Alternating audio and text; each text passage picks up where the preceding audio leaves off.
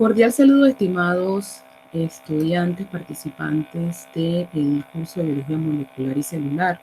En esta ocasión vamos a estar introduciendo o dando la facilitación correspondiente al tema del laboratorio número 5, los lípidos. Estaremos cubriendo las competencias básicas que son determinar la presencia de los lípidos en compuestos biológicos, que vamos a hacer a través de una serie de videos. Comprobaremos la solubilidad de las emulsificaciones y la soponificación de los lípidos. De manera introductoria podemos decir que los lípidos son un grupo de moléculas orgánicas que están constituidas principalmente de oxígeno, hidrógeno y carbono, ¿no? En proporciones distintas a la de los carbohidratos. Esto es lo que lo hace esencialmente diferente a los carbohidratos en contenido energético. En los lípidos, el carbohidrato o el carbono se ha reducido tanto que contiene una menor cantidad de oxígeno. Por lo tanto, su valor calórico, es decir, su valor de calorías, es más elevado y contiene entonces un valor energético mayor. Este sobrepasa el de los azúcares y el de las albúminas, representando de esta manera una reserva energética a largo plazo, la cual el cuerpo tiende a acumular en la manera de depósitos de lípidos o grasas, que son los lipocitos. En los animales puede ocurrir a modo de gotitas dentro de lo que es el cuerpo, ¿no? Y esta se va acumulando entre la piel y los órganos formando esa bolsa amarilla que vemos, por ejemplo, cuando limpiamos el pollo y vemos esos son depósitos o acumulaciones de lípidos o grasas, que básicamente es lo que el cuerpo no pudo utilizar o el exceso que lo organiza en la manera de grasas. También recordemos que el exceso de azúcares se puede guardar en forma de grasas o lípidos dentro del cuerpo, ¿sí? Vemos también que, por ejemplo, existen estructuras dentro del cuerpo que son especializadas para guardar ciertos tipos de lípidos, ¿verdad? Y estos pueden incluir, por ejemplo, en el hígado de los peces, que es su lugar de almacenamiento donde ellos guardan hasta un 90% de sus lípidos. Y el tejido adiposo de los mamíferos, que es el que se distribuye a través de todo el cuerpo, haciendo que el animal se vea gordito.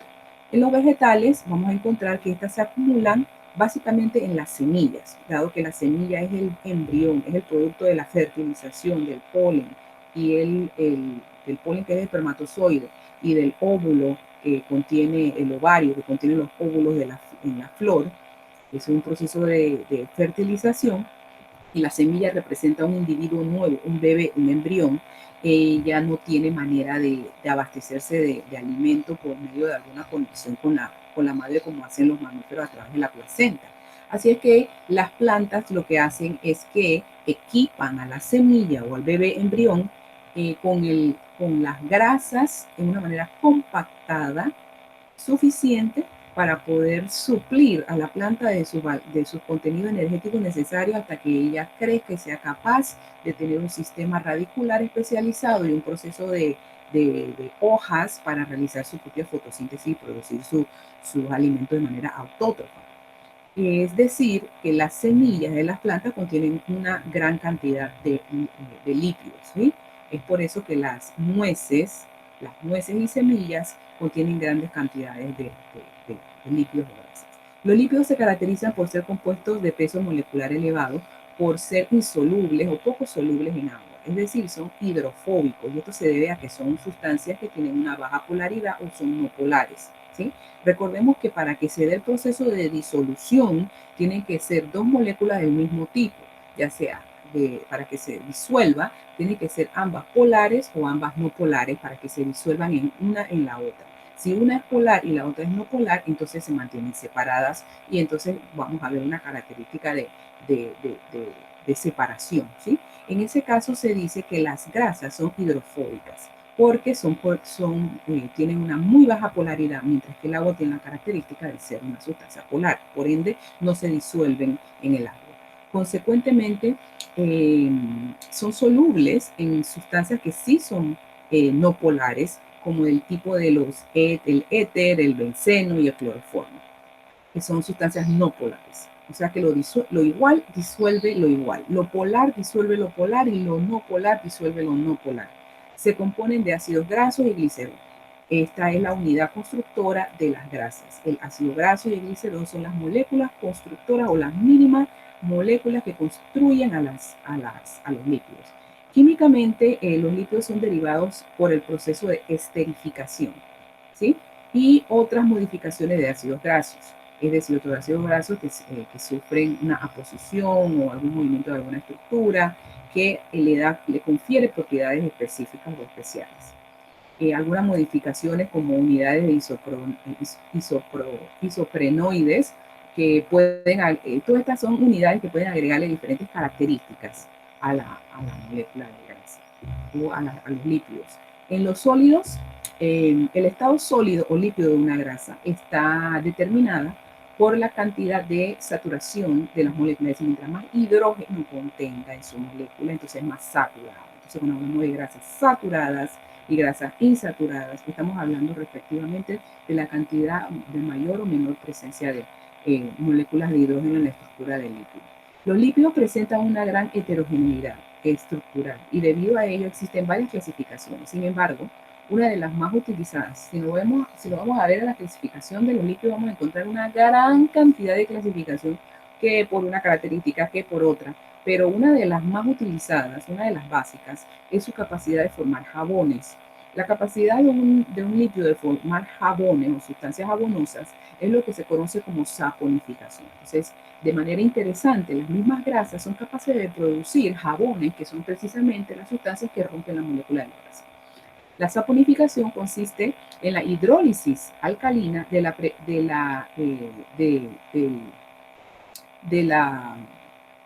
molécula lipídica. Entonces vamos a utilizar una sustancia alcalina fuerte, tipo hidróxido de potasio o hidróxido de sodio, que son entonces las que permiten la hidrólisis alcalina. Son sustancias alcalinas fuertes. Los lípidos derivados de los ácidos grasos también se conocen los ácidos monocarboxílicos de cadenas largas, dan lugar a sales alcalinas, que son los jabones, y un alcohol, que son fácilmente extraíbles en un medio acuoso, o sea que se pueden separar uno del otro, una fase de la otra. No todas las moléculas lipídicas presentan una muestra biológica, en una muestra biológica dan lugar a este tipo de reacciones. No todas tienen esa propiedad de formar jabones, de manera que se distinguen dos tipos de lípidos: los saponificables, o sea, los lípidos que producen jabones, y los lípidos que no son capaces de producir jabones en los organismos vivos. La hidrólisis de los triglicéridos se realiza mediante la acción de enzimas específicas. Entre ellas tenemos las lipasas. Las lipasas es un tipo de enzima. Recordemos que las enzimas, la nomenclatura de las enzimas va determinada por el prefijo y el sufijo del nombre de la enzima. El prefijo del nombre de la enzima nos da información sobre qué moléculas actúa. Por ejemplo, la lipasa, lip de lípidos, y asa quiere decir que es una enzima. Que dan lugar a la formación de ácidos grasos y glicerina. Entonces, las lipasas rompen los lípidos y las descomponen en sus moléculas básicas, que son los ácidos grasos y la glicerina o glicerol. Entonces vemos un cuadro. Vamos a pasar rápidamente a compartir pantalla para ver un pequeño cuadro donde podremos apreciar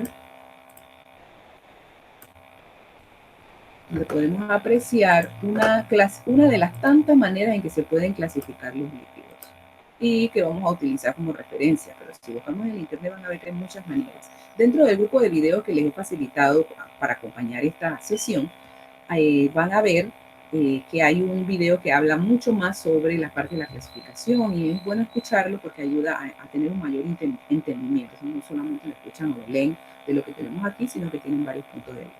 Entre ellos tenemos entonces que los lípidos se pueden, en primera instancia, y la clasificación básica que vamos a utilizar aquí, que se pueden dividir en saponificables, es decir, aquellas que producen jabón, e insaponificables, aquellas que no producen jabón.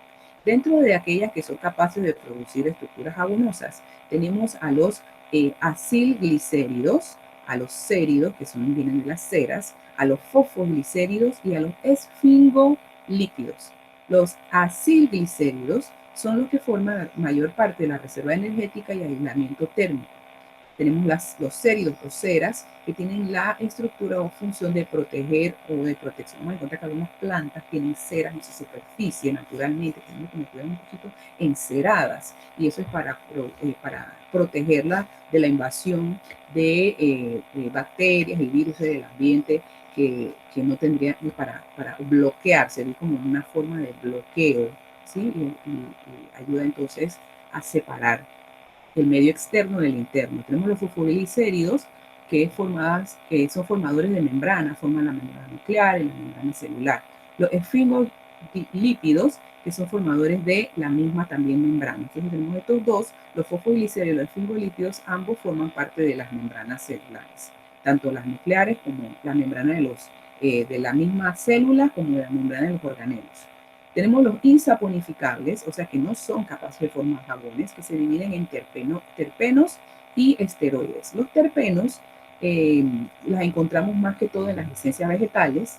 La vamos a encontrar en el retinol, que es la vitamina A, que se llama retinol porque tiene que ver con la función visual, ayuda a reducir lo que es la ceguera nocturna. Tenemos los terpenoides, que también pertenecen al grupo de la vitamina A, E y K.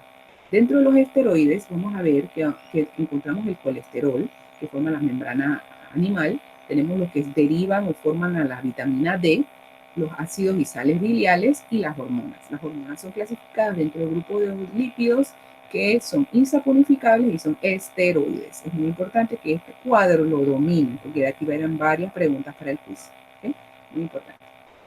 Luego van a ver que vamos a seguir con una serie de videos que deben ver. Aquí por alguna razón no me la está cargando, se está demorando en cargármelas. Y vamos a ver entonces el procedimiento de observaciones, determinar la presencia de lípidos. La primera prueba que vamos a utilizar, que van a observar es la prueba de Lieberman. La prueba de Lieberman se utiliza para detectar la presencia de colesterol dentro de una muestra. Y ella básicamente se basa en una prueba de colorimetría, es decir, que se basa en color. Mientras más intensa da la reacción, el color, mayor es la presencia del colesterol en la muestra. Y hay una tabla de degradación de colores que nos puede ayudar a través de un proceso de absorbancia y transmitancia a través de un espectrofotómetro, que es un equipo especial, que él mide la cantidad de luz que es capaz de pasar y cuánto es filtrada, ¿verdad? Entonces, utilizando una sustancia blanco como guía, se utiliza una de referencia. Es básicamente una comparación de intensidad de color. Y mientras mayor es la presencia del reactivo, o sea, mientras más intenso da el color de la reacción, como aprendimos en pruebas anteriores, que la detección se pueden hacer pruebas para detectar la presencia de una sustancia específica, como el reactivo de Benedict, el reactivo de Vial, que nos ayudan a detectar sustancias específicas y dan un cambio de color. Entonces, a través de la prueba de colorimetría, que es un espectrofotómetro, ¿sí? Lo que hacen básicamente es que una cantidad de luz pasa a través de una sustancia y dependiendo de la cantidad de luz que emite y que es capaz de pasar a través de la sustancia, llegar hacia un receptor, eso se traduce matemáticamente para decir qué tan es básicamente la cantidad de nubosidad que hay. Y así puede entonces determinar qué tan concentrada está la presencia de la sustancia en la muestra. Básicamente hay un video por ahí también que se los ejemplifica bastante bien. En este primer video vamos a ver los materiales que se utilizan para la prueba de Lieberman-Bouchard, y van a ver los materiales, un video cortísimo de 1 minuto. Luego el segundo video que está asociado viene a la prueba misma en sí y van a ver los reactivos. Deben usar el mismo modelo que utilizaron en el laboratorio 3, que aquí no les puse todos los cuadros, pero ustedes lo tienen que hacer, donde van a tener los cuadritos con la reacción, los tubitos, y deben hacer el cuadro de reacción, que es la primera parte de la estructura de la entrega de los laboratorios. Deben tener entonces las pruebas, deben tener el flujograma de cómo se hace. Les permito que puedan asociarse con una persona para trabajar, pero todos deben copiar en su bitácora con su puño y letra y sus dibujos y todo lo que es la reacción. Pueden trabajar para dividirse, para explicarse uno al otro, para dialogar sobre las pruebas, pero deben todos tener el material. muy bien en su bitácora, es decir, en su cuaderno de laboratorio. También vemos entonces que la prueba de Lieberman, Bushman, también para colesterol, que aquí les hablo de la parte de la espectrofotometría, que es el equipo de laboratorio especializado que lee la cantidad de absorbancia y transmitancia, y mientras más intensa está el color, es capaz de decir la cantidad, la concentración de la sustancia. También tenemos la prueba de solubilidad. Vamos a ver cómo se solubilizan o disuelven los lípidos. Y la prueba de solubilidad también debe hacer su respectivo cuadro, similar a lo que hicieron en el laboratorio 3, ¿verdad? Y un flujograma y las preguntas claves de cuáles son los reactivos y cómo se da la reacción química. Así que pueden ser unas respuestas cortas y directas. Traten de sintetizar. Tienen que ir por el concepto. También está la prueba de soponificación que hablaba anteriormente, que tiene que ver con los jabones. ¿Sí? Creo que este video no corresponde aquí. Voy a cambiar. Esta no es la prueba. Aquí es una prueba de laboratorio. Esta es la parte de la teoría. La prueba de la soponificación, que básicamente es una prueba de laboratorio donde van a observar el proceso de soponificación. Tenemos entonces el siguiente laboratorio, que es la prueba. Esta es una base teórica, perdón. Esta es una base teórica de la parte de soponificación, y acá tienen entonces la prueba misma de la soponificación, que es donde está el laboratorio mismo. Y el que deben, recuerden igual los reactivos, el flujograma, cómo se da la reacción de cada una de estas reacciones. ¿Sí? Y la prueba de emulsificación, que la emulsificación es básicamente cómo hacemos que sustancias, explicamos anteriormente que los lípidos por lo general, los lípidos en general son no polares y el agua es una sustancia polar. Y explicábamos que las sustancias no polares no se disuelven en las sustancias polares, que tienden a lo polar se disuelve en lo polar y lo no polar se disuelve en se solubiliza en lo no polar, o sea, lo igual en lo igual. Pero hay sustancias como la lecitina u otros que tienen propiedades emulsificantes, es decir, que pueden romper la tensión superficial que hay en las sustancias que separa las sustancias no polares de las polares y permite entonces que éstas se integren. Y van a ver entonces, esa es la prueba de emulsificación. Entonces, muchos procesos de emulsificación se dan en el proceso de formación de las comidas. Por lo menos esas salsas y aderezos que nos encantan, que tienen un sabor diferente, que tienen una textura diferente, son básicamente procesos de emulsificación. Es decir, el proceso de emulsificación se da mucho naturalmente en la cocina. Es decir, la integración de sustancias no polares y polares para preparar salsas, pero también en medios naturales la célula debe ser capaz en algunos momentos de poder romper esa tensión superficial de las moléculas y poder entonces integrar sustancias no polares a las polares para poder movilizar sustancias dentro y fuera de la célula, dependiendo de sus necesidades. Y en esos casos específicos se utilizan entonces este tipo de sustancias que facilitan este proceso. Y van a ver entonces aquí una reacción donde el agua y el aceite se mezclan en un proceso de emulsificación. Entonces, cuando les digan a ustedes, ¿no?, que el agua y el aceite no se mezclan, son como el agua y el aceite. El agua y el aceite no se mezclan hasta que llega un emulsificante, ¿sí?, que sí facilita, o algo que sí facilite el proceso. Y vamos a ver entonces que la lecitina más común y fácil de conseguir, la emulsificante más común y más fácil de conseguir es precisamente la del huevo.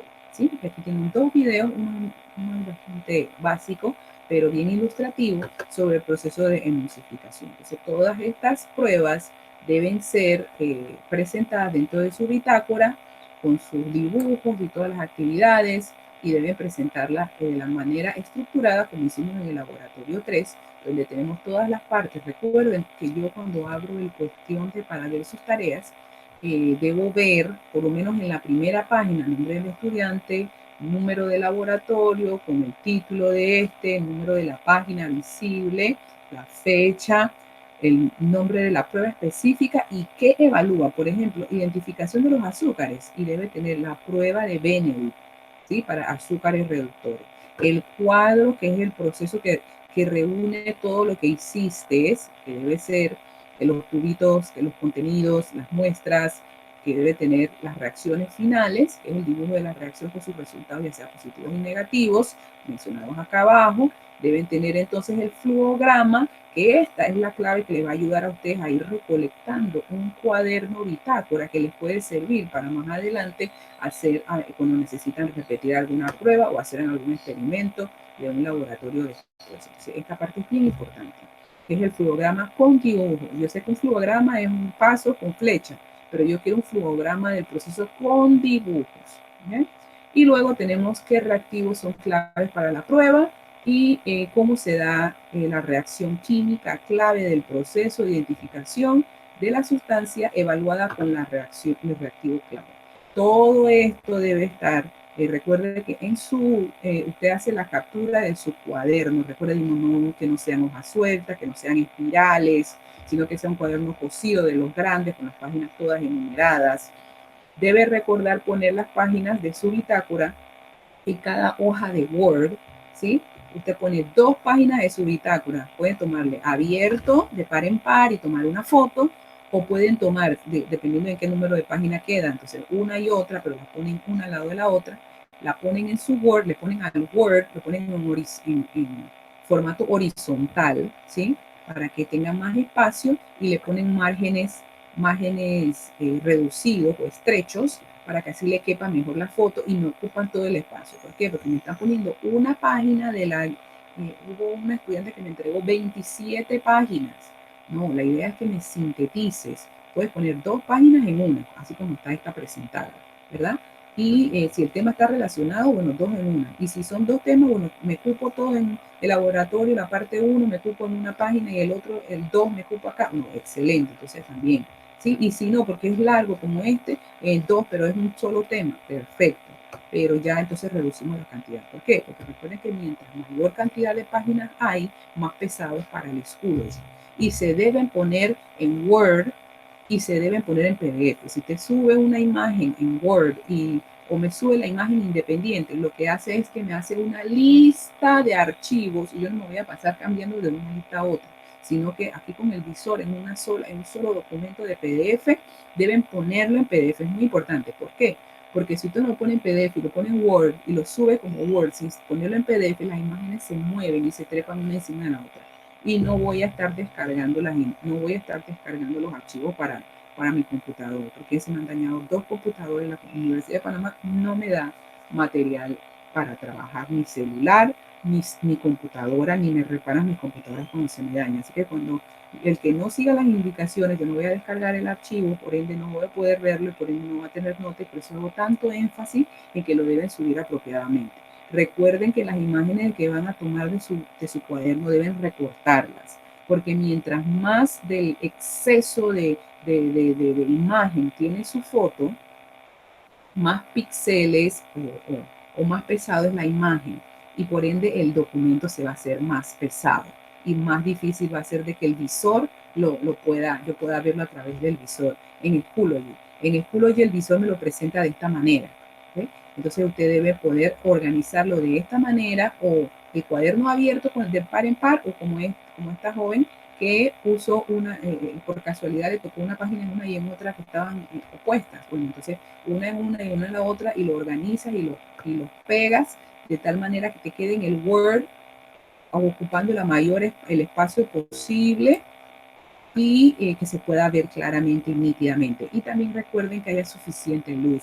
Yo tuve una estudiante que me lo tomó la foto como en la oscuridad, no sé qué pasó. Y eso casi no se ve. ¿Okay? Y asegúrese de que usted pueda leer. Si usted pueda leer, está nítido que se puede leer, entonces si usted lo puede leer, yo debería poder leerlo. Y si usa todo el espacio del Word, entonces debe quedar bien. Y bueno, estas son las indicaciones generales de lo que es la clase de hoy, las mismas que deben guardar para las otras actividades que llevemos a futuro. Entonces, sin más por el momento, y dándoles oportunidad de que revisen cada una de las pruebas y que vayan a su propio paso y ritmo. Y es más, como les dije, permito asociaciones siempre y cuando todas las bitácoras estén completas, y asociaciones de no más de 2 personas, pero si son más, ya se pierde la calidad de la síntesis del trabajo. ¿Okay? Así es que, sin más por el momento, me despido. Muchas gracias por su atención y hasta la próxima. Nos vemos. Chao.